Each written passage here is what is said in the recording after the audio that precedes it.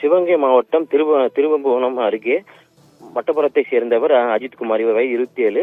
அங்குள்ள பத்ரகாளியம்மன் கோவிலில் தனியார் நிறுவனம் ஒப்பந்த காவலாளியாக பணிபுரிந்து வருகிறார். ஜூன் 27ஆம் தேதி அங்குள்ள சாமி கும்பிட மதுரை மாவட்டம் திருவங்கலத்தை சேர்ந்த நிக்கிதா தனது தாயாருடன் காரில் வந்துள்ளார். பின்னர் தனது காரை பார்க்கிங் செய்ய சொல்லி அஜித்குமாரிடம் சாவியை கொடுத்துள்ளார். அவருக்கு கார் ஓட்ட தெரியாததால் மற்றொருவர் உதவியுடன் காரை அஜித்குமார் பார்க்கிங்கில் செய்துவிட்டு சாவியை நிக்கிதாவிடம் கொடுத்துள்ளார். சாமி கும்பிட்டு விட்டு நிக்கிதா காரில் ஏறிய போது காரில் உள்ள பையில் இருந்த 10 பவுன் நகை மற்றும் 2200 ரூபாய் பணம் காணவில்லை என இது குறித்து நிக்கிதா அளித்த புகாரின் பெயரில் அஜித்குமாரை உள்ளிட்ட 5 பேரிடம் திருவம்புரம் போலீசார் விசாரித்துள்ளனர். மற்றவர்களை விடுவித்த நிலையில் அஜித்குமாரை மட்டும் மணமதுரை உட்கோட்ட தனிப்படை போலீசார் வெளியே அழைத்து சென்று விசாரித்துள்ளனர். ஜூன் 28ஆம் தேதி காவல்துறை தாக்கியதில் அஜித்குமார் உயிரிழந்தார்.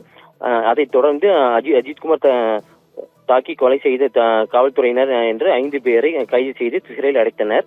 இச்சம்பவத்திற்கு முக்கிய காரணமானவர் நிக்கிதா. இவருக்கு வேண்டிய உயர் அதிகாரிகள் தூண்டுதலின் பெயரில் தான் காவல்துறையினர் தாக்கி அஜித்குமார் உயிரிழந்ததாக கூறப்படுகிறது.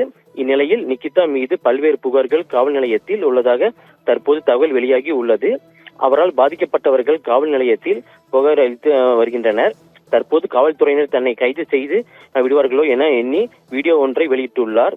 அதில் நான் எங்கும் ஓடவில்லை, ஒளியவில்லை என தெரிவித்துள்ளார். இந்நிலையில் கோவை பொள்ளாச்சி தேசிய நெடுஞ்சாலையில் உள்ள பிரபல தேநீர் விடுதியில் இன்று காலை நிக்கிதா தனது தாயார் மற்றும் கார் ஓட்டுநருடன் இருந்துள்ளார். இதை கண்ட ஒருவர் தனது செல்போன் மூலம் அந்த காட்சியை பதிவு செய்திருக்கிறார் மற்றும் காவல்துறைக்கு தகவல் அளித்துள்ளார். ஆனால் காவல்துறையினர் சிறிதும் கண்டுகொள்ளவில்லை என கூறப்படுகிறது.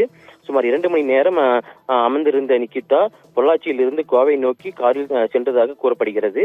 தற்போது நிக்கிதா தேநீர் கடையில் அமர்ந்திருக்கும் காட்சிகள் இணையதளங்களில் வைரலாகி வருகிறது. ராஜேஸ்வரி,